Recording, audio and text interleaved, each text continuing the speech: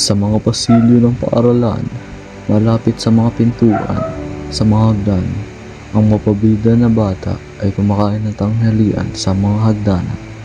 Ang mga nerds ay malapit na. Hey Chris, tingnan mo akong Geek Squad. Oo, nakita ko sila. Kumakain, mag-isa na walang kaibigan sa mundo. Ang meron lang sila ay ang isa't isa. Hahaha, mga syunga. Tumatawa ang mga pabida na bata habang dumadaan ang mga nerds. Hey nerds, anong ginagawa nyo? Oh, hey Vic. Makain lang ng tanghalian at nagpapahinga. Ikaw? Wala naman, tinitingnan lang ang cute mong medyas. Oh, salamat. Nakuha ko ito mula sa... Hey nerd, wala namang magpakialam kung saan mo nakuha ang mga corny mong medyas. Hahaha. Ang mga iyon ay cool lang para sa mga nerds. Hindi ko tumingin si Annie pababa sa kahihiyan habang tumatawa si Vic at ang kanyang grupo sa kanyang muka. Pumasok ang kaibigan ni Annie na si Alex. Tara na, Ani. Gusto ko ang medyas mo. At kahit anong sabihin ni Vic, kulang mga yun para sa akin. Hey losers, wala ring may pakialam sa iniisip mo. Oo, nerd ka rin. Maaaring matalino ka, pero wala pa ring halaga ang iniisip mo. Dahil kapag nerd ka, wala namang may pakailam. Bakit? Hindi ako cool para sa inyo, pero cool ako para sa iba. Para kay Nino, sa nanay mo. Tumatawa ang mga pabida na bata. Hindi. Cool siya para sa akin. At siya ang best friend ko. Ow, hindi ba napag-cute? Dalawang higante sa isang pod. Nerd at mas nerd. Harapin mo na. Hindi ka magiging cool at hindi ka magiging kasing ganda ko. Pabida ha? Anong biro? Akala mo maganda ka, Harmony? Hayaan mong sabihin ko ito. Hindi ka maganda. Abala ka sa pag-iisip na kung magsusuot ka ng tamang damit o kung ayusin mo ang buhok mong ng tama. Magiging pinakamagandang bagay ka na naglalakad. Pero matalino ka ba? Mabait ka ba? Mahal ka ba? O isa ka lang snot? Isang snot. Isang gusto kong maging goody two shoes. Yun lang. Pero ang mga gagawin mo kung wala ang lahat ng mga bagay na ito? Magiging kaibigan mo pa ba rin ba ang mga taong ito? Hindi. Iiwan ka nila at hindi ka naiisipin pa. Sandali lang. Mga kaibigan ko ito. Hindi mo alam ang sinasabi mo. Kaya kailangan mong tumatras.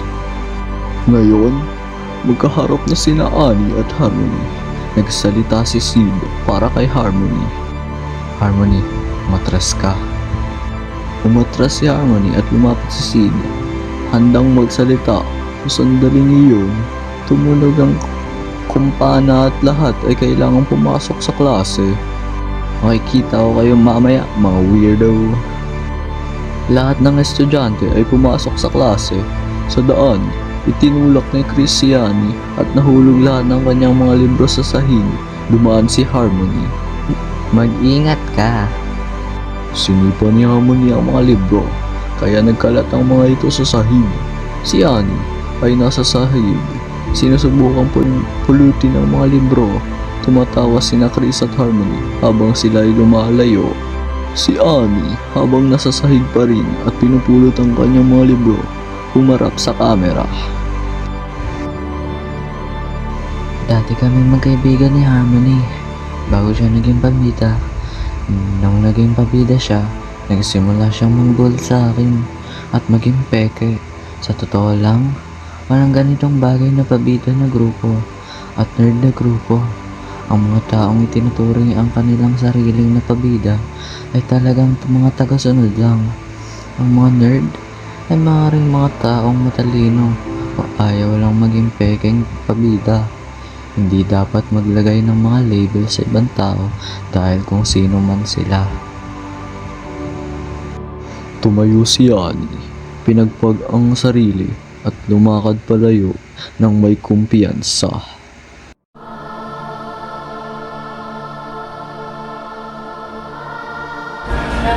Ang wika ni Martin Luther King Jr., injustice anywhere is a threat to justice everywhere. Kailanman ay hindi naging tama ang pambubuli sa kapwa-tao. Hindi ito biro na nakakatawa, bagkus ito ay isang uri ng inhustisya. Ang inyong maririnig na radyo-drama ay patungkol sa totoong buhay ng isang tao na dumaranas ng depresyon dahil sa pambubuli sa kanya. Ating pakinggan ang kwento ni Sheila. Minsan, may isang batang babae na nagngangalang Sheila. Siya ang bunso sa 3 anak ng isang mag-asawa. Siya ang paboritong anak ng mga magulang. Siya ay inilipat sa ibang paaralan. Isang araw, habang siya ay kumakain,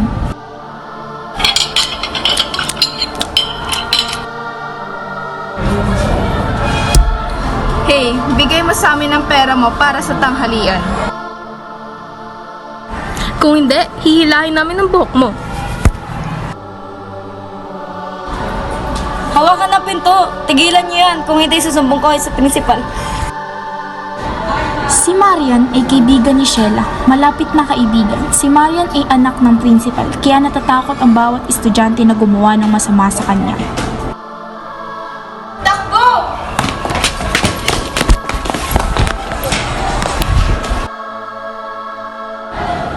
Ayos ka lang ba, Sheila? Ayos lang ako. Sobrang nasaktan si Sheila sa insidenteng iyon dahil iyon ang unang beses na siya ay nabully. Halika, balik na tayo sa silid-aralan. Sa silid-aralan, Okay, klase, natatandaan niyo ba ang proyekto na sinabi ko noong nakaraang linggo? Ang deadline ay bukas. Pakipasa ito bukas, okay? Oo, guro! Anong gagawin ko? Bukas na ang deadline pero wala pa akong nagagawa. Pasensya na, Sheila. Hindi kita matutulungan ngayon. Kailangan ko rin tapusin ang proyekto ko. ang dahilan kung bakit wala pang nagagawa si Sheila hanggang ngayon ay dahil siya ay hindi aktibo at wala sa sarili. Sa bahay. Ano ang ginagawa mo, Sheila? Ginagawa ko mga takdang aralin ko, hindi ba halata? Pwede ka bang pumunta sa palengke at bumili ng pagkain? Hindi! Hindi mo ba nakikita na busy ako? Marami akong trabaho. Sandali!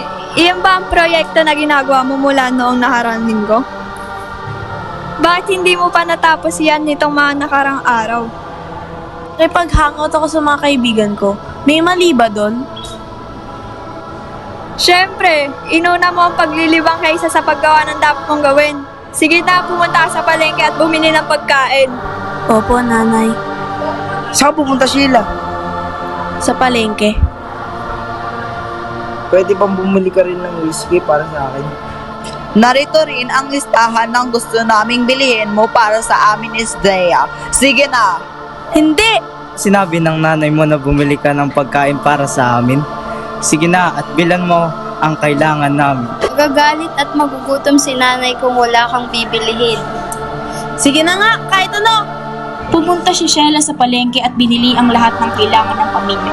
Pagbalik niya sa bahay, napagtanto niya na wala na siyang oras para gawin ang kanyang proyekto. Hala! Wala na akong magagawa. Hindi ko na matatapos ito. Hindi natapos ni Sheila ang kanyang proyekto sa paaralan. Pakipasa ang inyong mga proyekto. Narito, guro. Nasaan ang sayo, Sheila? Pasensya na, guro. Wala akong nagawa. Biro ko rin kung wala akong ipapasa. Seryoso po, wala po talaga.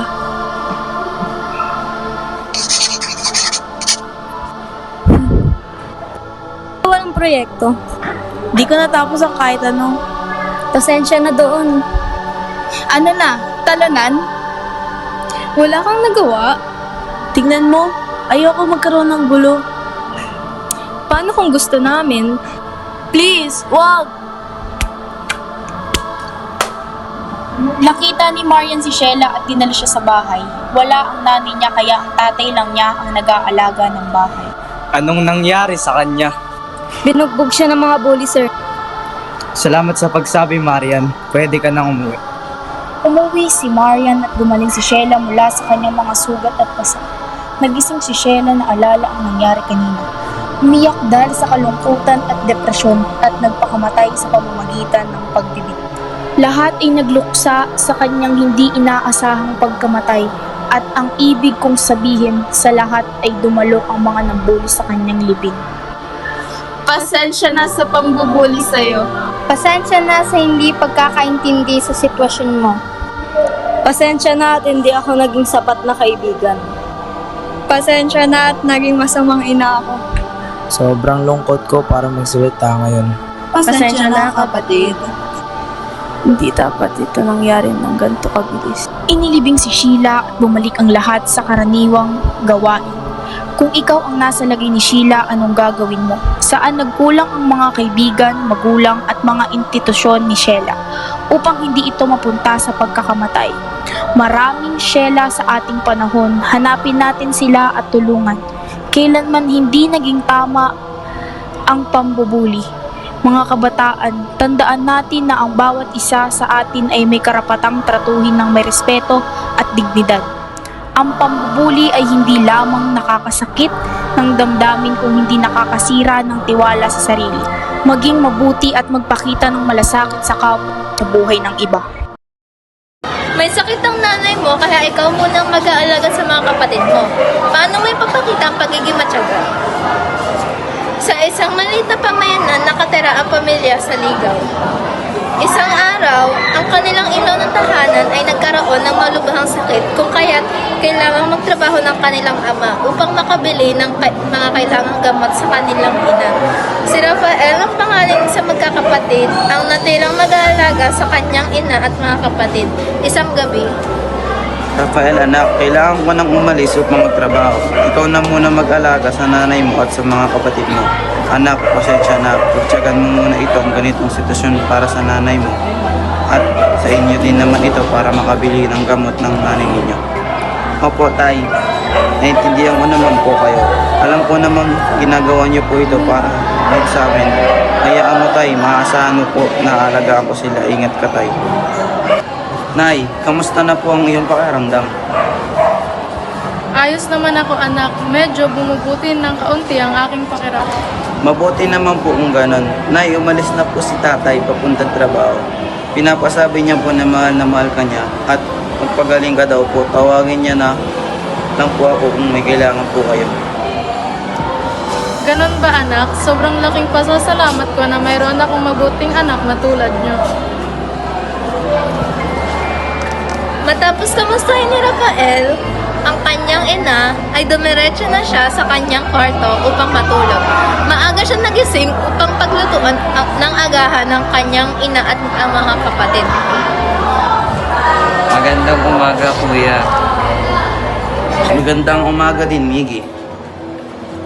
Kuya, kamusta na si nanay? Ayos naman po siya. Julia, sabi niya sa akin kagabi na medyo bumubuti na daw ang kanyang pakiramdam. Oo nga pala kuya, asan si tatay? Maagang umalis si tatay kagabi para magtrabaho upang makabili tayo ng mga gamot ni nanay. Habang nag-uusap-usap ang mga magkakapatid, ay biglang tinawag ng kanilang ina si Rafael kaya't bigla silang napatahimik. Rafael, anak, Oo, Nay. Ano po kailangan nyo? anak, ikaw na muna mag-alaga sa mga kapatid mo, ha? Okay po, Nay. Tawagin mo na lang po ako. May kailangan kayo. Umalis kaagad ng kwarto si Rafael upang paghandaan ng pagkain ng kanyang mga kapatid. Nang matanong ni Miggy kung ano ang pinag-uusapan nila ng kanilang ina. Kuya, ano pong sinasabi niya, Nay? Ako daw muna ang mag-alaga sa inyo kasi may sakit si nanay at nasa trabaho si tatay. Kaya, magpakabait kayo, ha? Ganun ba kuya? Gusto mo tulungan ka na lang namin? Oo kuya, pwede namin hindi muna kasi kami pumasok para paaralan, para matulungan namin kami na mag-alagaan si nanay. Nako, hindi. Dahil may sakit si nanay ay kailangan nyo na rin nang lumibon sa klase. Bilin ni tatay, mag-aral kayo ng mabuti kaya kumain na kayo para makapaghanda na kayo papuntang paaralan. Tama si kuya, ang mag-aral ng mabuti ang tanging magiging tulong natin kay nanay. Lumipas ang buong araw, si Rafael ay matyagang nang inaalagaan ang kanyang ina. Habang sina Miggy, Joel at Sisi ay kakauwi lamang galing sa paaralan. Kuya, andito na kami! Miggy, Julian, Sisi, mabuti na kauwi na kayo ng maaga. May mga takdang aralin ba kayo? Mayroon na akong takdang aralin, kuya, pero kaya ko na itong gawin. Ako, kuya, wala akong takdang arilin. Pero gusto kong magpaturo sa'yo tungkol sa Pilipino. Kasi hindi ko maintindihan yung tinuro sa amin sa paaralan. Kuya, mayroon din akong takdang aralin kaso hindi ko alam kung paano gawin. Uy, ganun ba? Magbihis na kayo at kumain na merienda para maturuan ko kayo sa inyong takdang aralin. Lumipas ang ilang oras at natapos ng tulungan ni Rafael ang kanyang mga kapatid sa kanilang mga takdang aralin nang dumating ang kanilang ama. Tay, mano po? Pagpalain nawa kayo ng Diyos. Kamusta na ang nanay nyo? Ayos naman po siya, tay. Kaya po, kamusta ang trabaho? Okay naman anak, nakuha ko ang maaga ang aking sweldo kaya nakabili ako ng gamot ng nanay nyo. Eh kayo, kamusta naman kayo? Nagpakabait ba kayo ng wala ko? Okay din naman po kami. Nagpapakabait po kami at nag-aaral ng maigi tulad ng bilin nyo. Rafael anak, salamat talaga kasi inalagaan mo ang maigi ang mga kapatid mo. Lalo ang iyong nanay. Walang anuman po tay, basta para sa pamilya gagawin ko ang lahat. Lumipas ang mga araw at tuluyan ng gumaling ang kanilang ina.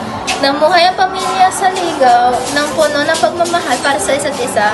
At dito nagtatapos ang aming kwento. Magandang umaga at maraming salamat.